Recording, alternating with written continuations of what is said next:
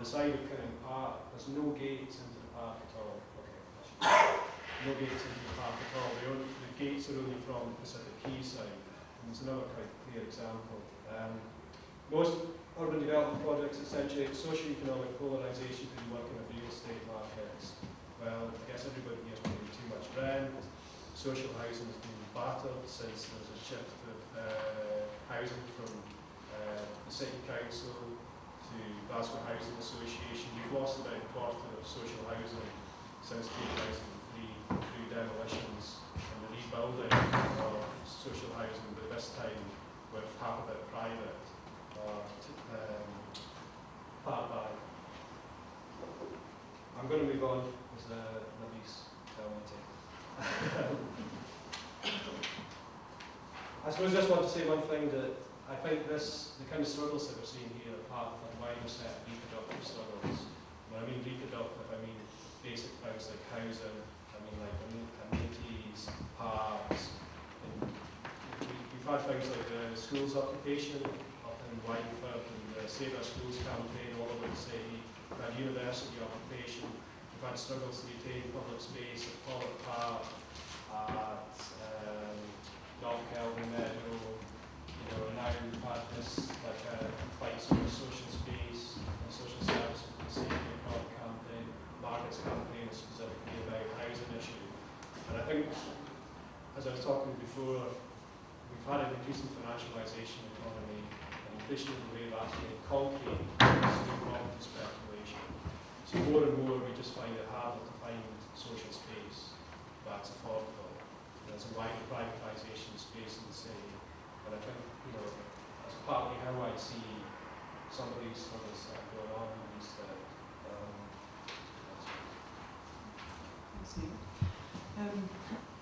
Just a bit more concrete context on Margaret's situation in particular and the shopkeepers that I mentioned earlier. One of the mechanisms that the state is increasingly using here in the UK, especially, and perhaps this holds for other contexts as well, is a rather little known mechanism, a highly regulatory one that tends to get done in the back halls of city councils and local authorities and other kinds of quangos without anybody much noticing, and it's called compulsory purchase.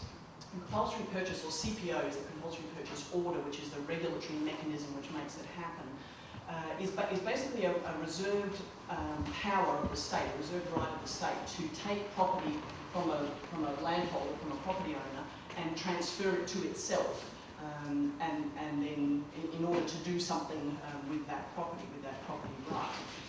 Generally speaking, and in theory, the reserved nature of that right, of being able to take property back from individual landholders back into the state, it's actually a fairly important one. You can think about various situations in which we might like the state to have the government to have that kind of power. Slum landlords would be a really good example of when we may want the state to hold the right to take property back in our public interest, for example, to prevent illegality or something like that. But what's actually happening is that CPOs are being used increasingly, and this actually harks back, when I dug around a little bit on the historical use of CPOs, certainly in Scotland, this harks back to their kind of modern underpinnings and as very much a power that is used by the state in order to transfer property rights of individual people, perhaps like you, certainly like Margaret and her family, and transfer the right to that property, the ownership of it, into the hands of a private developer or a private interest who can then go on to create profit from that. So it's exactly as Neil was talking about in his more general context about the various mechanisms through which both the state and private property interests are using to recapitalise land, to valorize the value of land and the nature of property. So in Margaret's case, and in the case of a number of people who own shops and businesses just around the corner from Margaret's flat in Dalmarnock in the East End, they were on the kind of receiving end of this compulsory purchase order process. And the process basically works where the state comes along, the local authority, in this case the Glasgow City council comes along and says, we need your property, it's to be in the public interest, and the public interest in this case is to build the Athletes Village, and by the way, the Athletes Village is being built by a large consortium of multinational conglomerates who, by the way, are going to make all the profit of the fact that all of this property has been transferred into their ownership with no, as Neil said, with no money changing hands on their behalf. So it was a direct transfer, and increasingly what we're seeing in Scotland and the UK more generally is a direct transfer by this use of this reserve state power of property rights from individual landholders, business owners, individual families owning their own homes, those kinds of things, into the hands of much larger, usually private developers. CPO is a really strange thing to try and get people either interested in, unless you're on the receiving end of one. I'm sure Margaret will talk a bit more about this. You suddenly realise how vicious this power can be, how brutal it can be, what it does to you, and yet it's really hard to get people more generally interested in this. And that's partly because it's this kind of boring regulatory thing that it's kind of dull to talk about. But it's also partly because a lot of the media spin on this, and I guess perhaps our natural human inclination, is to assume that people who dig their heels in, people like Margaret and some of the shopkeepers, are greedy, that they're in it for money, that they're in it because they want the £1 million or the nice house or the mansion on the hill or whatever it is that we cook up in our minds and that the media cooks up for us to try and rationalise why these people are digging their heels in. The truth of the matter is that it's usually got nothing to do with greed. I'm sure there is the odd story out there that perhaps is about greed, and that's certainly not the case in Margaret's case or in the shopkeeper's case. But it's actually about the deep structural and procedural injustice that CPO is built around. And there's some of the things that we would like to talk about in the discussion, but I just want to flag a couple up to you before we watch the film. The structural injustice is what I've just mapped out, is the direct transfer of property rights from individual landholders or property owners into the hands of big multinational conglomerates usually. And the procedural injustice arises in the way it unfolds as a process. The principle of CPO, well, if there are any principles involved in it, are things like this. It should be a power of last resort. So the local authority is supposed to come and ask you first. They're supposed to come along and say, hey, we would really like to buy your property from you because we need it for X, Y, and Z. Would it be okay? What would you like for it? Let's barter in the normal processes that you would go through when you are, say, at an auction for a house, or you're trying to purchase a house, putting in an offer and having it rejected and putting in a higher one, and all of those processes that we would be very familiar with. That's what's supposed to happen. So the CPO is the power of last resort. When all of that has failed and that horrible greedy landowner is sticking their heels in and the public purse can't be held to ransom, that's when CPO should come to pass.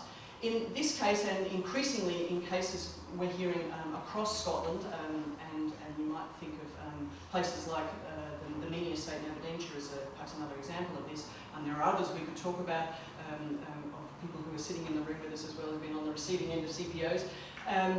They are not the last resort at all. They are the first resort of local authorities. Instead of coming to talk, they just send you a letter that says, we're taking your property off you, tough shit, basically. And there is no negotiation or consultation of any kind before that, and usually no one even comes to visit. So it's not being used as last resort at all, as far as we can tell. This leaves you, if you're a landowner, this leaves you in a really, really sticky position because you have no information, you're told very, very little. The correspondence that comes from local authorities is very lean on information about what you should do, who you might talk to, what resources you have at your disposal, which is virtually none. You get a half-hour free consultation with the Royal Institute of Chartered Surveyors if you knew that existed. But at 30 minutes they hang up the phone, and if they haven't resolved your problem, then that's tough. It's very difficult to find legal representation. Solicitors and surveyors really don't want to touch you, which has been our experience certainly for finding somebody to represent Margaret. So you're really left with nowhere to go, essentially. No one to talk too much about it, no one with any expertise who's really prepared to help, as far as we can tell, and that's where some of this procedural injustice lies. The other aspect of the procedural injustice lies at the point of valuation. This is where it gets kind of dull, so I'll try and skip through this quickly. But the way that the CPO valuing process works when they're trying to work out the compensation, because it's no longer called the purchase price at this point, when council is trying to work out the compensation to be paid to the people who are being compulsorily purchased, the valuation happens on the basis of there being no scheme. In other words, in Margaret's case and the shopkeeper's case, on the basis that there is no Athletes Village coming. There is no Commonwealth Games happening. The valuation happens as if the land is just as it is, as the district valuer rocks up and has a look. Now, when the district valuer rocked up and had a look at Margaret's flat and at the shopkeeper's shops around the corner, of course what he saw was total dereliction, because that was the precise policy of Glasgow City Council and the Housing Association that owned all of those properties prior to these people taking them on in their private interest. Because they'd all systematically disinvested over a period of 10 years. So there was no value in the properties at all. But the district valuer isn't allowed to take that into account. The fact that people have been sitting in empty tenement flats for nearly 8 years is not taken into account.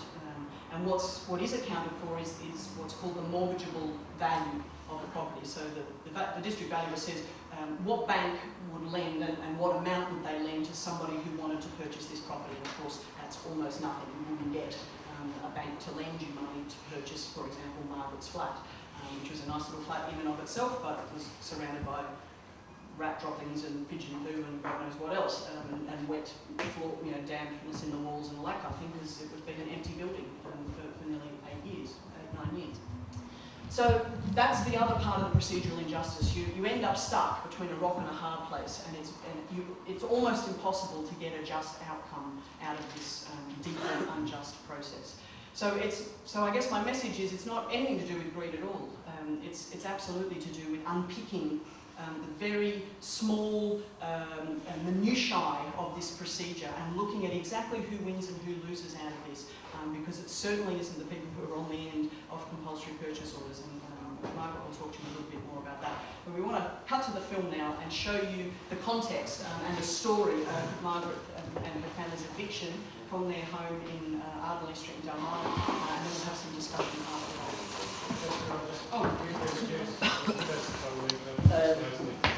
Yeah, well, we'll see lots of hard audience here, obviously. Yeah, I met Margaret in 2008. This was part of a documentary project I was doing for a master's, and I kept it called I was living in Brisbane. I thought this is really interesting, and I went round to the market, I was looking there, and I was photographing empty flats, which I thought were empty, and then met Margaret. So it's been this film you'll see is kind of 3 parts, because it was made over a 3-year period, and the first part was made from 2008 to 2009, and then the second part and over those 3 years right up to Margaret's but I suppose just to take us up to the time for allowing me in, really, and giving me this time, and I'm really proud that it can be used to kind of help Margaret's case, because it's still going on. This is the thing, Margaret's been a victim, but there's a huge fight still going on, so I'm quite pleased that it can be used.